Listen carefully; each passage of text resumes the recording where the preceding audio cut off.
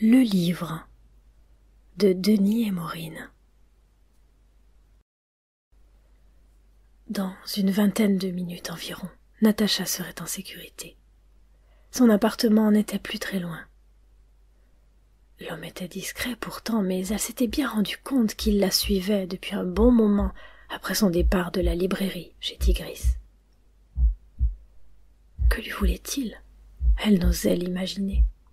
Il y a tant de fous qui s'en prennent aux femmes. Si seulement elle était partie avant la nuit, avant la fermeture, mais pouvait-elle se douter qu'un malade mental la suivrait ainsi? Le livre qu'elle avait trouvé dans cette librairie était sûrement passionnant. Elle se faisait une joie de le découvrir. Le libraire, M. Rosen, rendait ses passions contagieuses. Et il était tellement gentil.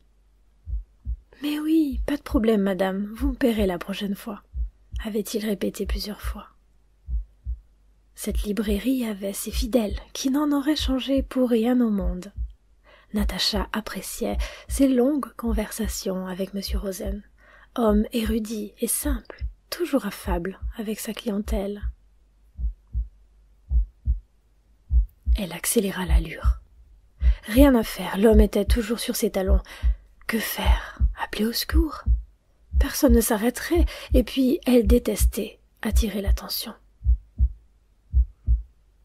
De toute façon, il n'y avait pratiquement personne dans les rues. Il faisait tellement froid. Avec un temps pareil, les gens restaient chez eux bien au chaud, et ils avaient raison. Elle jeta un bref coup d'œil derrière elle.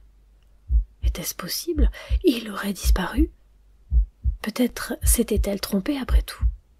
Elle ralentit le pas. Elle était sauvée. L'homme s'était lassé, ou n'aurait-il existé que dans son imagination? C'était trop beau.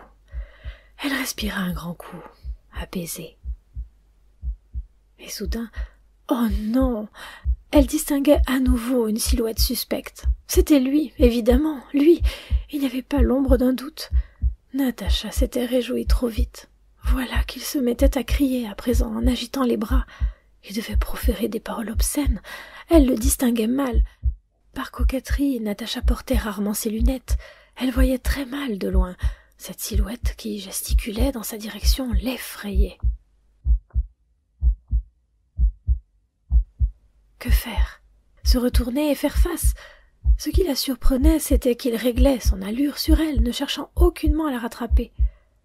Elle serra son sac à main contre elle. Oh, être enfin chez elle, dans son appartement coquet, pouvoir se reposer enfin. Elle lirait, oui, elle lirait le livre qu'elle venait d'acheter et qui lui avait été recommandé par M. Rosen. Comme elle aurait voulu être en sécurité dans la librairie et discuter avec cet homme charmant et si bien élevé, toujours tiré à quatre épingles. Elle aimait sa voix douce.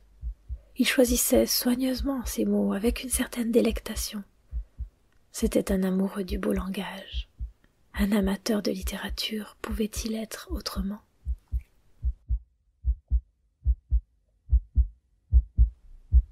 Et l'autre, où était-il? L'individu était toujours à ses trousses. Il hurlait toujours, en agitant quelque chose, semblait-il. Heureusement, Natacha ne distinguait pas ses paroles. Elle se boucha pourtant les oreilles. Que faire, mon Dieu, que faire? Natacha était fatiguée. Elle n'en pouvait plus. Elle arrivait à un grand boulevard. Son appartement était en face. Traversez, vite, traversez! Quelle chance! Il y aurait sans doute plus de monde qui pourrait lui prêter main forte au cas où. Elle avait l'impression que l'autre se rapprochait dangereusement. Alors elle n'hésita plus. La jeune femme se mit à courir et traversa brusquement, tête baissée, sans oser regarder en arrière.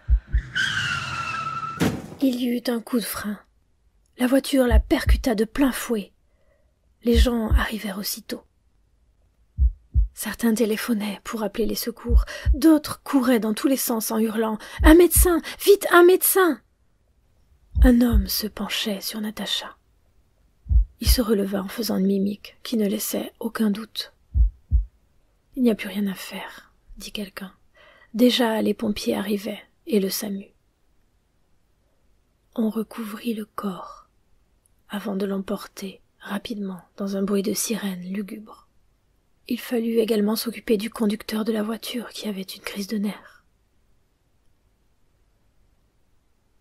personne ne parut remarquer l'homme qui pleurait à chaudes larmes à proximité. Il crispait les mains sur un sachet de couleur jaune qui portait l'inscription « Chez Tigris », en répétant sans cesse. Son livre, elle avait oublié son livre.